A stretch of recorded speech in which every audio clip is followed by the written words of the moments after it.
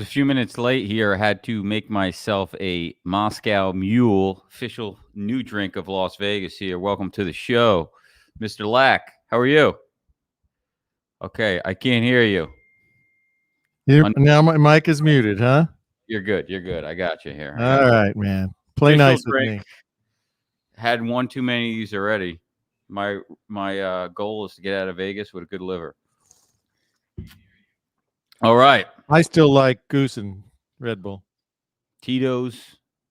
That's the old Vegas drink. Tito Red Bull vodka, Kettle Red Bull. Now it's Tito Mule. Let's say hello, everybody. Crowd. Brad McFarlane out in Texas. Gary Bender joining us for the show. Gary, we got to get you back on the show. People want to hear what you have to say. What's going on in the world of CFOs? If you don't know, High Stakes Advising 2021 rescheduled August 9th and 10th. Be there. Mr. Bender will be speaking. What else we got here? Rod Strada. What's up, Rod? Spoke to Rod yesterday. Skylar Cleveland. Frank. We're missing the president's speech to listen to you. Well, don't worry. I'm sure it was a 10th delay. You mean the president's teleprompter, or what do they tell him to read these days, huh? It was recorded. He's giving it a speech tonight?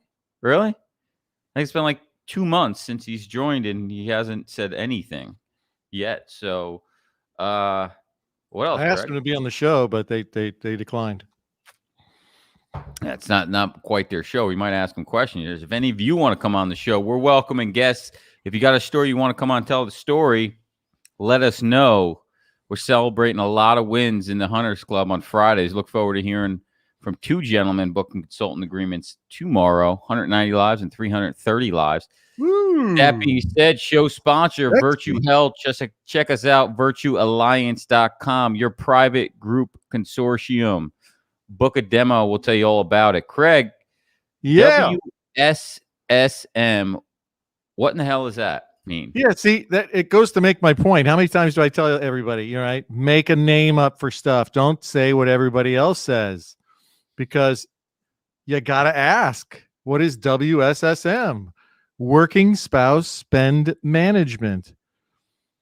Everybody has spend management concerns, whether it's the VP of purchasing or the VP of the supply chain, or just the head sales guy who's in charge of negotiating vendors, or the CFO or the controller or the president of the company, depending on the size you're calling on.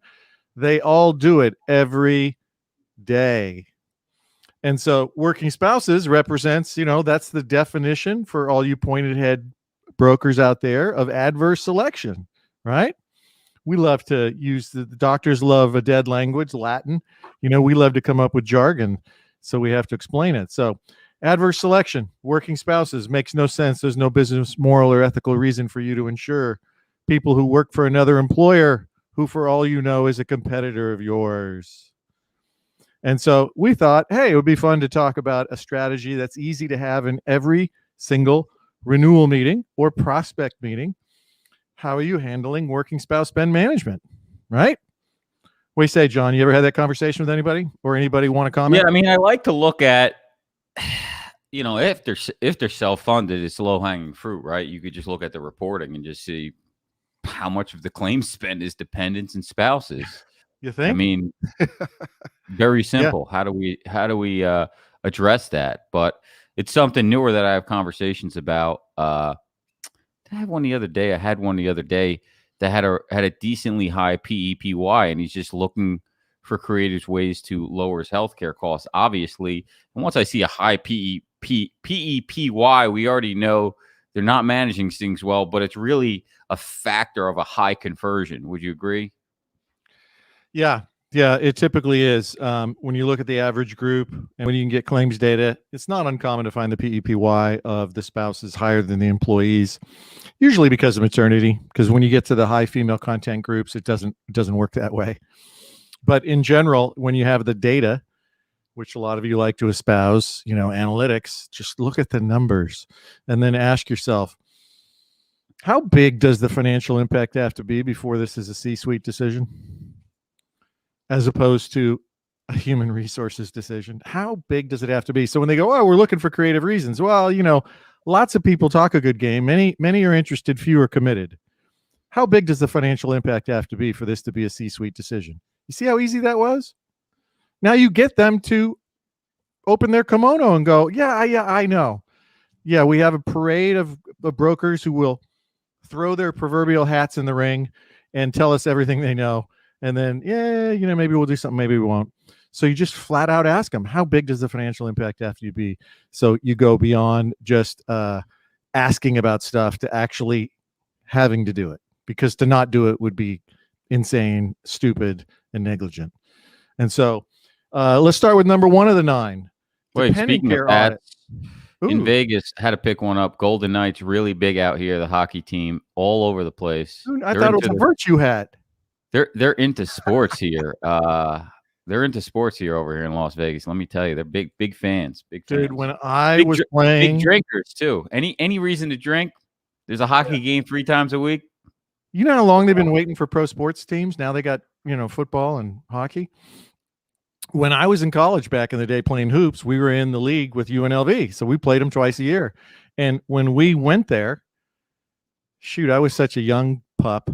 When I started college, I was 17. So I redshirted my first year. I got hurt. And so my last year, I just finally turned 21. So every away game, unbeknownst to lay people, we'd get 2 tickets to every away game, and you'd be sitting there in Wichita, Kansas going, what the hell do I do with this? There was no internet back then, guys. You couldn't just sell them. So you go to Vegas, and I could slap those 2 tickets down because UNLV was the hottest ticket in Vegas. They just built the Thomas and Mack Center, 25,000 people, screaming bloody murder. It was so cool. You couldn't even hear yourself talk on the court. It was great. But I could lay those tickets down, and I would win at blackjack all night long. It was so cool. So, yeah, I know they're excited about pro sports. Very much so. So anybody out there, reach out and say, hey, have you used dependent care audits? Because to me, that's the closest thing to a business colonoscopy that there is. It's just downright unfriendly. And if you find any prospect or client who's ever done that, hell, you can sell them anything, because if they went to that extent, dependent care audits are unfriendly. What do you say, John? I think you got to give them some of those questions that you use in the meetings. Like, how much do you contribute to? What are those ones you use? I'm not going to steal them from you as much as I want to. Good questions. Go ahead. Yeah. Give me a kickstart. How much do you contribute to the spouse's 401k plan? Oh, God, yeah, I forgot about that. It's been so long since I did that one. Yeah. What kind of contribution do you make for the spouse's 401k plan? How's that go? Oh, none. No, why?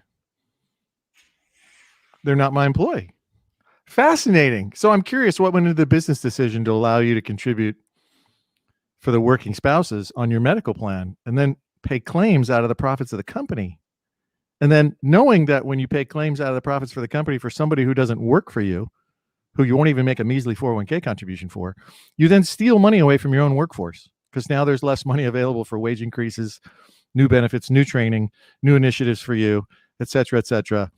Tell me what went into that business decision. They go, nobody ever explained it to me like that.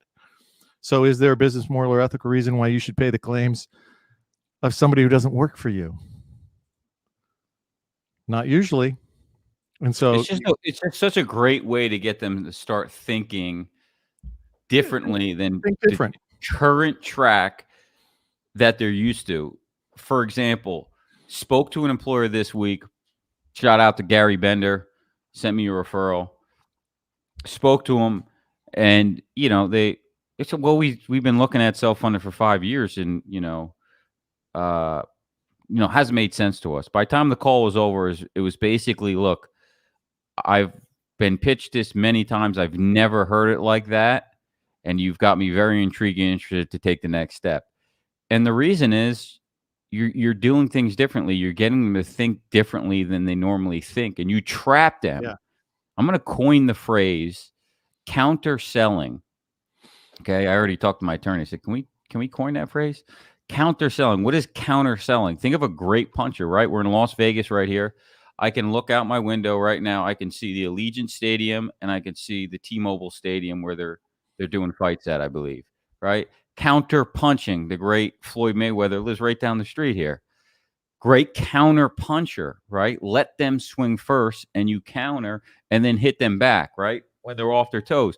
So you just trap them in the beginning of the conversation with so many different things and pin them later right into the spot that you want them, that is around your solution. Now, it takes practice, guys. You can't just try to free roll it on the call. You've got to decide what you're trying to pitch, how you're trying to pitch it, and practice it. I had a script of questions. You can't see them right here. I'm not going to let you see them, but I had a script of questions that I prepared before the call because I knew a little bit about them. I did my research, and I said, this may go a couple different ways, but let me write these down just in case I get lost on the call, I forget something, and just trap the shit out of them. And that's exactly what that question does, Craig. Tell me where it leads after you say that. Yeah, well, it leads. It's a great trap.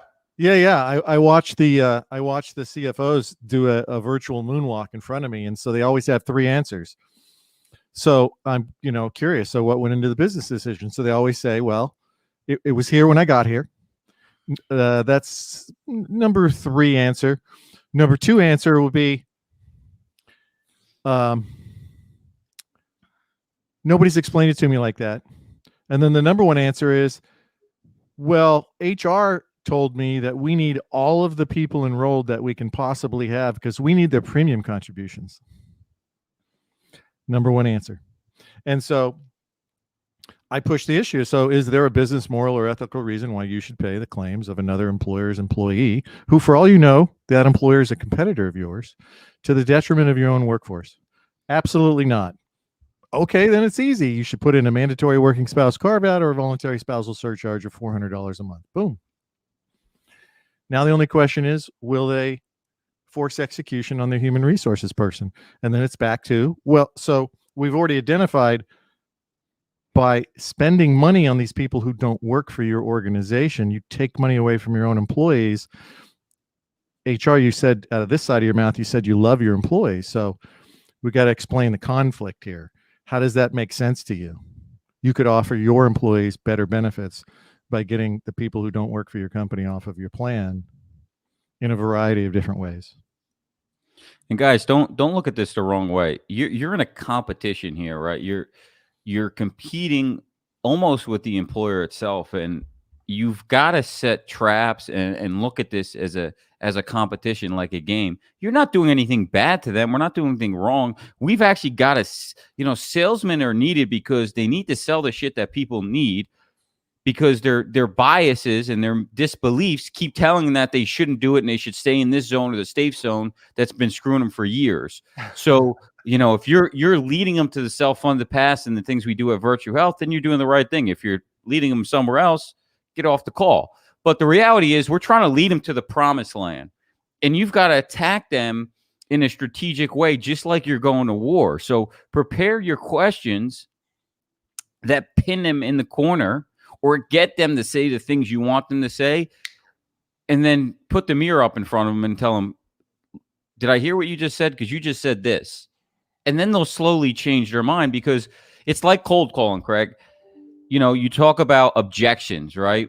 And I always talk about these walls that they put up, right? Somebody cold calls you right now, Craig. You're going to go, it's not a good time. It's not a good time. This, right away, you have those automatic, whatever you call them, automatic things that go off in your head. Stop, right? Jump over the wall. Objecting 1, objecting 2. And you've got to break down these barriers so they listen to you. One of my best clients took 3 objections till they finally said, maybe we should look at this.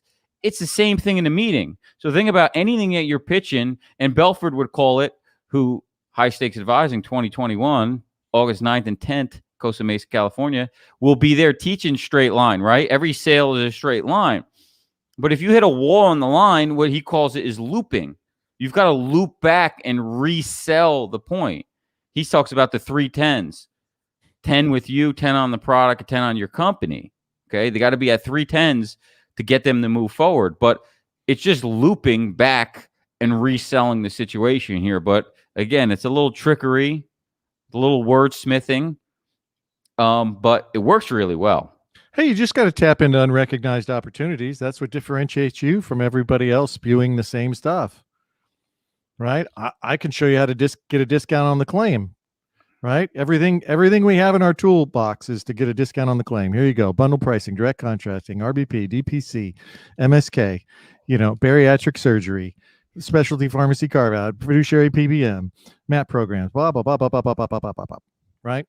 And so you have to figure out a way to differentiate and pierce their reduce the claim.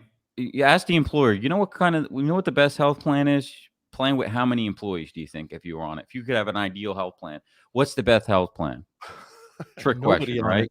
Nobody. The least amount of people on the plan, the better the health plan. The more people on the plan, the more the risk. Okay, so I want a health plan with nobody on it. So when you're talking about a program like Craig's or other ones, it's like we don't want anybody on a plan, especially like Cobra people, getting Cobra people off. We want to get as many people off the plan as we can because each person is a potential risk. I don't care how healthy you are. There's still going to be a potential risk. Claims evacuation. Yeah, absolutely. So number one, for those who came in late, working spouse spend management. What I see out there, dependent care audits, really painful, really aggressive, really unfriendly.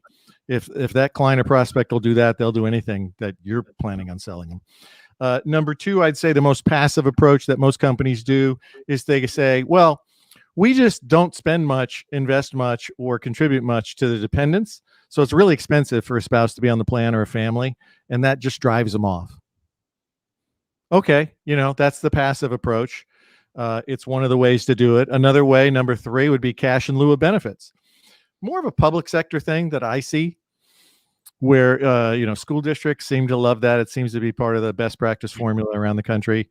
But it's most of them are set up really bad. Because of the money they pay for benefits. It's usually set up very poorly, though. It's like $1,200, $2,000. And so I always go, oh, you got cash in lieu of benefits. How much? Oh, $1,800 a year. I'm fascinated at this question.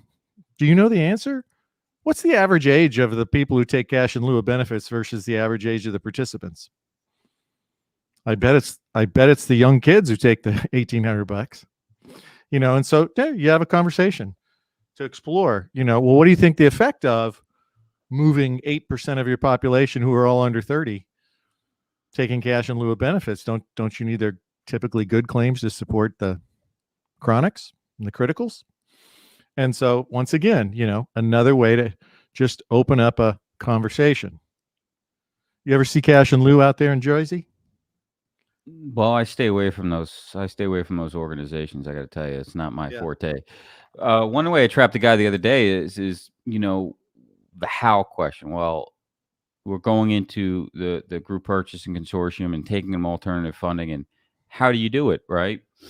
And so, a simple way, and you don't want to go too deep.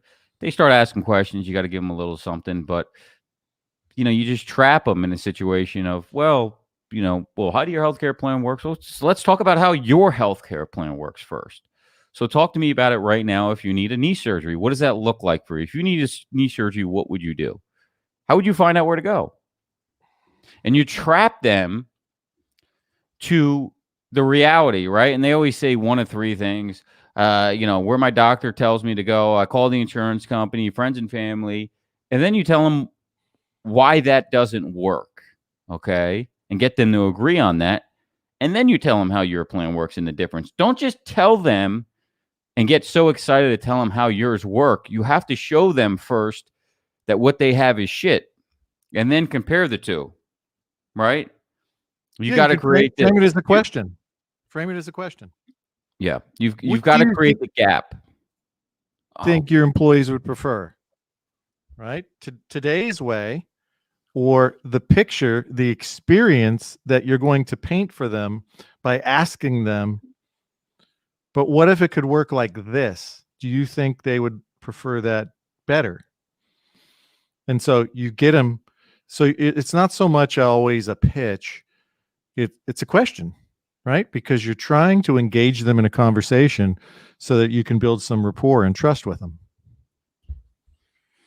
Yeah, and you just got to walk them through. I mean, I know we're going into open talk here, but I had a good call with a guy the other day, and I really just, it was 3 people in the room, right? Which is more of a challenge. You would agree, Craig?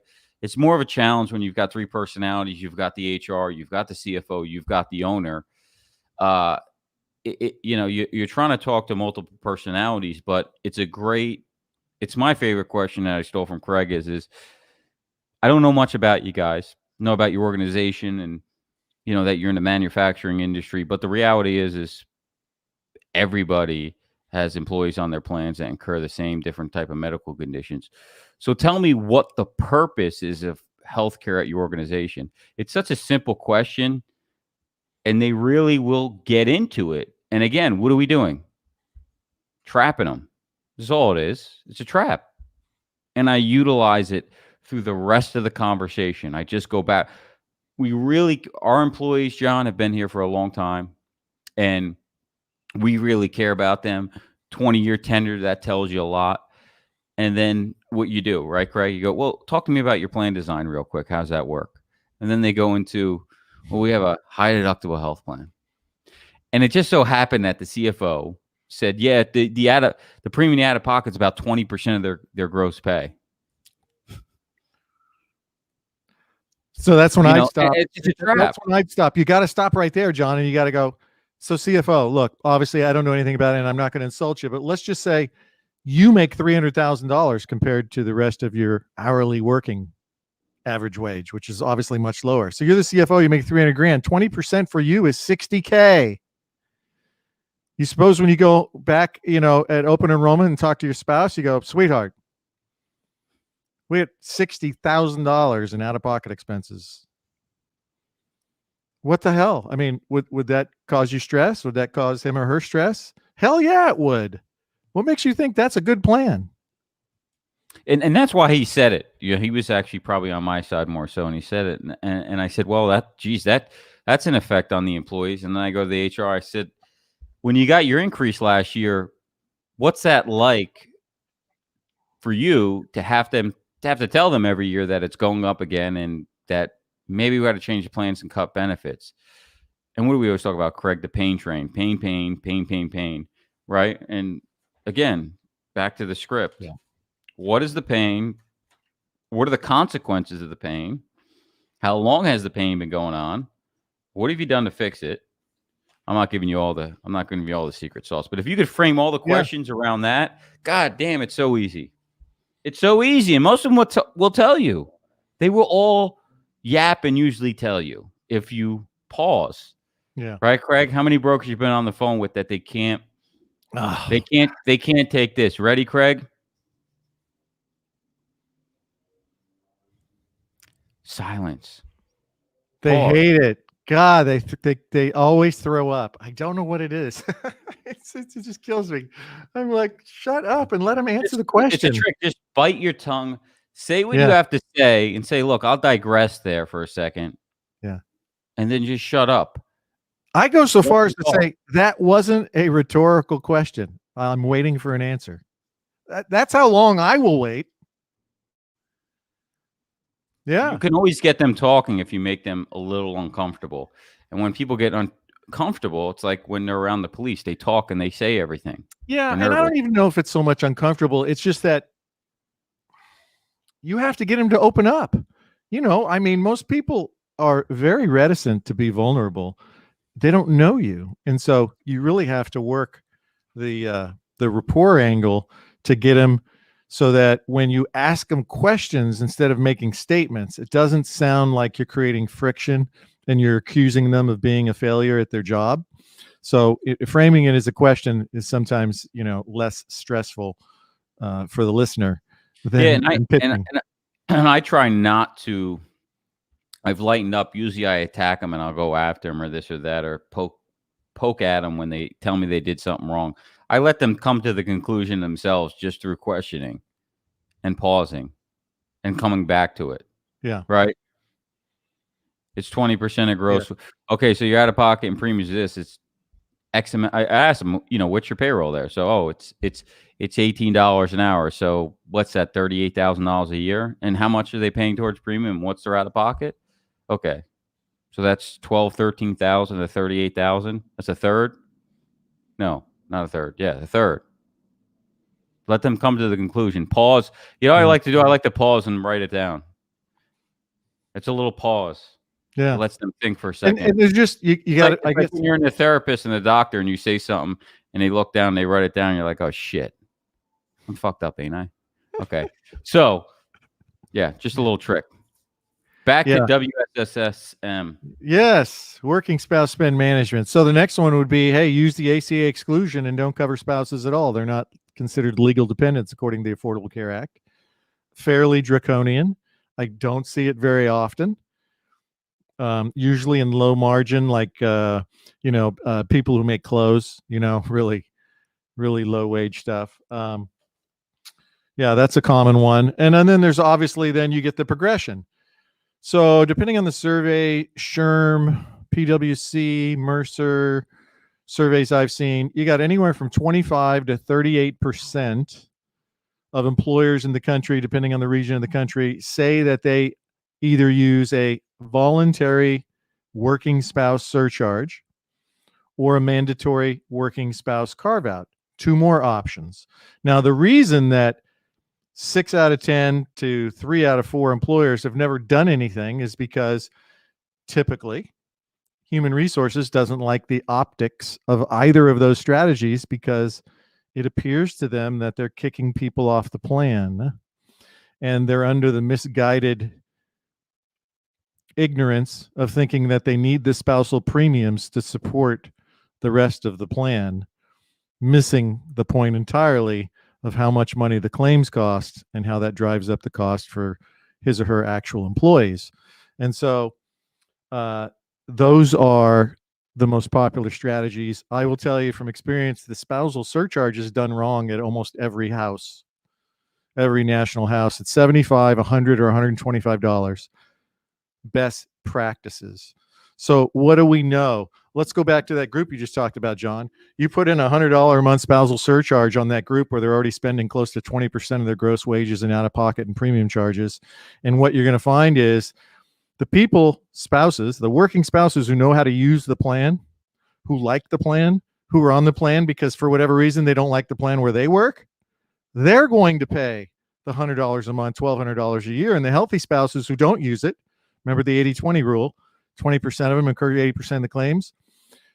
80% of those spouses, they're going to leave. They're going to go to the plan where they work because they're not going to pay an extra $1,200 in premium. They don't use the plan now. So now you're left with a smaller pool of sicker people. Dumb idea. Completely ineffective most of the time on what you expected to accomplish. And I think you got to realize too with this, Craig, and you can correct me if I'm wrong, these are conversations to have with the employer. It's not necessarily you're making a recommendation, especially to a prospect, because you're asking for what? You're asking for change, massive change, unknown change.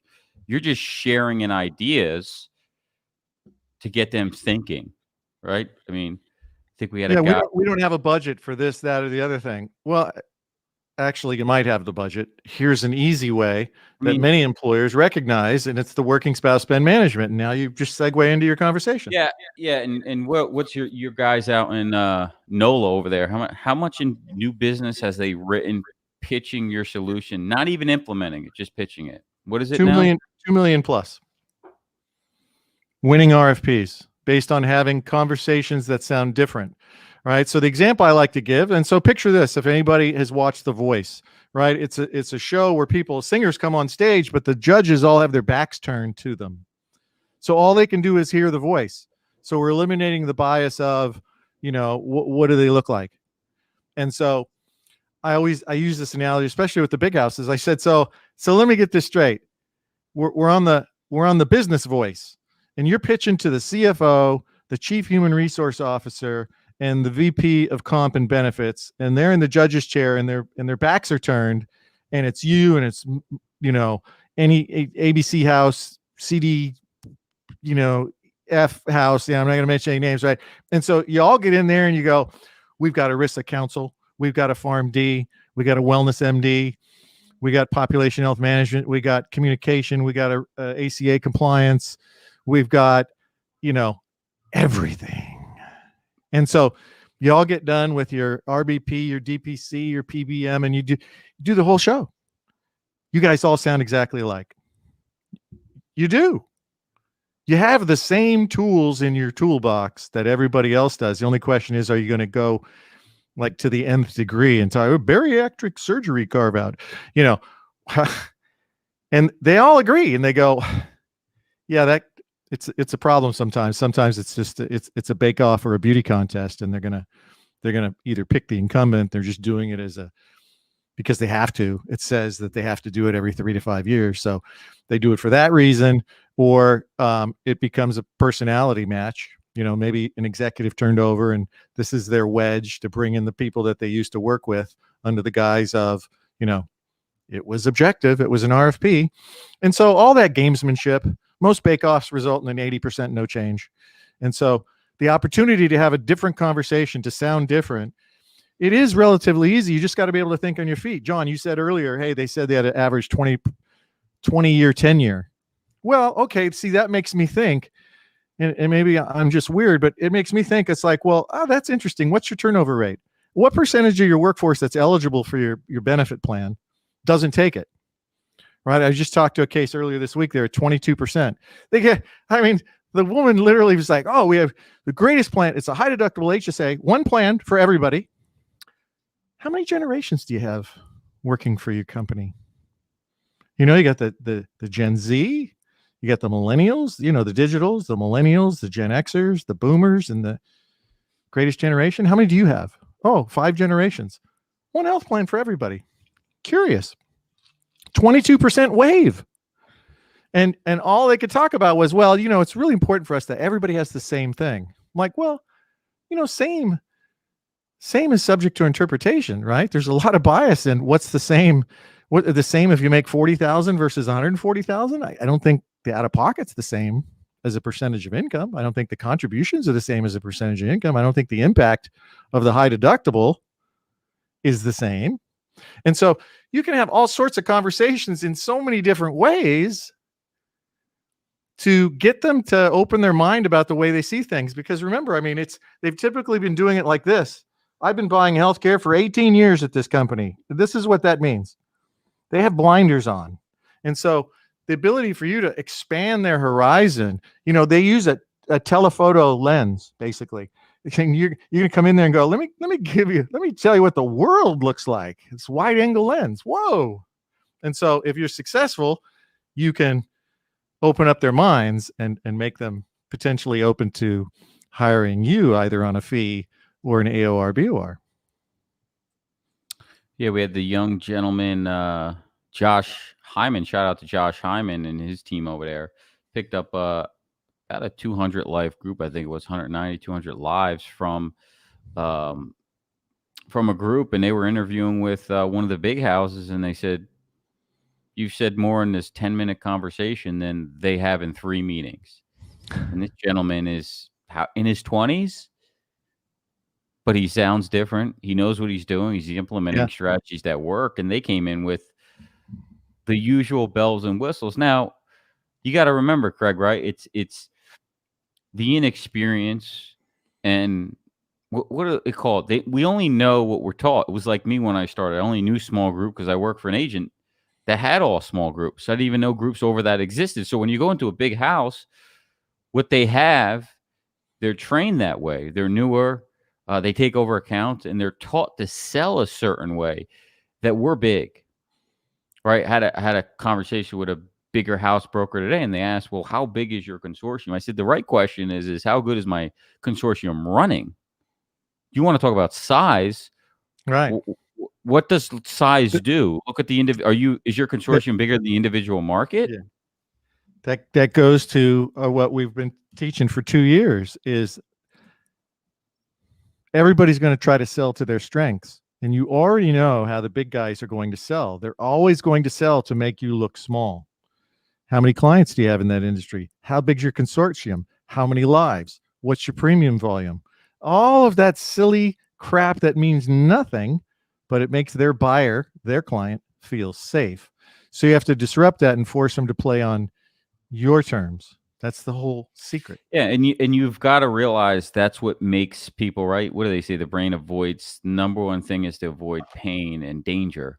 So if you read the book, The Evolution of Desire, Dr. David Buss, great book, talks about human mating, right? So women, every species, who are they more attracted to? Who do they want? They want the taller guy because he can protect me. It's safer. So we need to do an episode. Did I mention I'm 6'5"? Okay, I'm just saying. There you go. We need to do an episode on that. Why your HR person loves to date the big house, because they're the bigger guy and it sounds safer. So the evolution of human nature, especially in the world, if it's a woman, they're going to choose bigger is better, safer, right? The evolution of desires, the bigger guy can hunt and can protect me from being raped, right? That was why they chose the bigger guy. That was their thing. That's their shtick. Okay, so the evolution, they're still there, right? What do you say? We haven't had an upgrade of our brain. A software upgrade in 200,000 years. Yeah, so that's what you're competing with when you're up against the big guys. Are you surprised that they sell compliance, administrative support, process support, right? All of the things that typically a lot of human resource people are concerned about as a priority. Notice nowhere in there was, what kind of outcomes are you getting? Oh, well, we paper over that. It's my own editorializing. We paper over that by using benchmarks because, we're kind of the paid sales force for the BUCAs. So, they tee up a nice initial renewal for us, and then we magically negotiate it down and we beat the peer benchmark. And that kind of checks the box on that pretty easily. And we focus on, the safety and security of picking us. Because, what could that standalone broker do for you? I mean, are you kidding me? What happens if they go on vacation? And so they play the big card, resource you to death, keep you safe.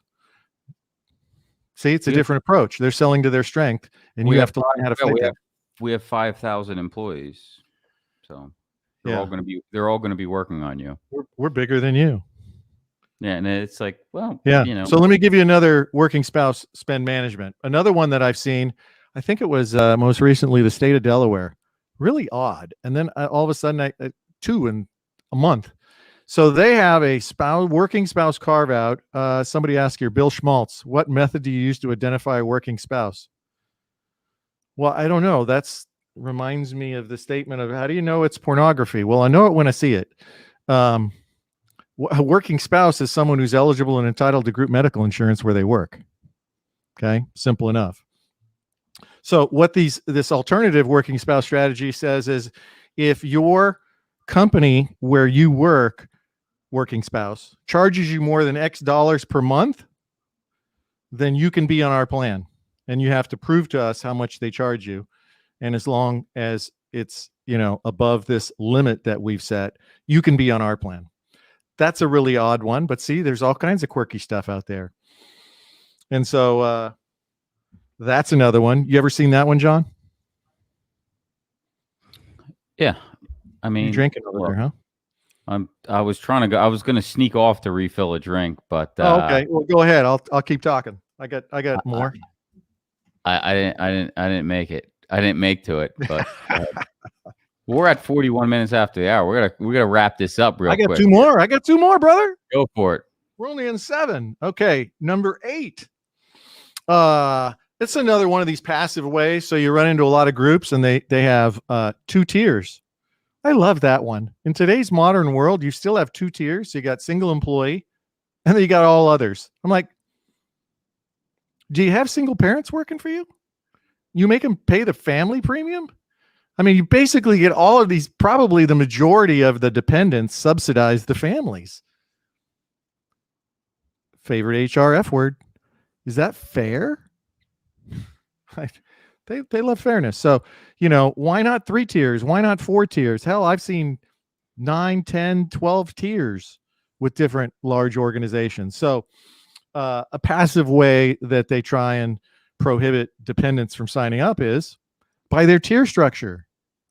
And so that's an easy one when you go out and meet a prospect and they got 2 tiers in 4 generations and one freaking health plan for the single 26-year-old, the 38-year-old with 3 kids, the 49-year-old with 2 in college, and the 58-year-old empty nesters. What the hell? How does that make sense? Who's giving you advice? Maybe some of you do that. I don't see it. I see that as a giant opportunity to get poached. And so the tier structure, low-hanging fruit. Heck, there's still unions that have single tier. Super composite rate. Single, family, one rate. Absolute crazy. It's like a flashback to 1990 for those of you old enough to remember. Should we tell them about the way that you can get 25 to 35% of the population off the plan? Well, I was kind of saving that for the last one. For the 100 Club guys? Go ahead. We'll explain it to them. But remove 25 to 35% of your population off the plan. But the 9th way is this thing called the Spousal Incentive HRA, our CYRA program. So that's the methodology to not avoid, reduce, or retain risk, but in fact to transfer it. And to transfer it in such a form and fashion that you give them better coverage, 100% tier of coverage, and it costs a fraction of what it costs to sell risk compared to what it costs you to buy the risk. So those are the 9 conversations about working spouse spend management and the adverse selection it creates. Pretty good collection. That's enough. Want to learn more? Call Craig. Get your spouses off the plan. Get employees off the plan. Save money. High stakes advising. I'm already promoting it. Huh? Oh man, I'm excited about it. It's gonna be good. I got a new secret sauce to share. People are ready to get the hell out of the house. Be at an event. August 9th and 10th. Did I say July? August 9th and 10th in warm and fuzzy Costa Mesa, California, out in Huntington Beach area. It'll be fun. Check it out. What are you gonna trademark? What are you calling it? Counter-selling. Counter-selling.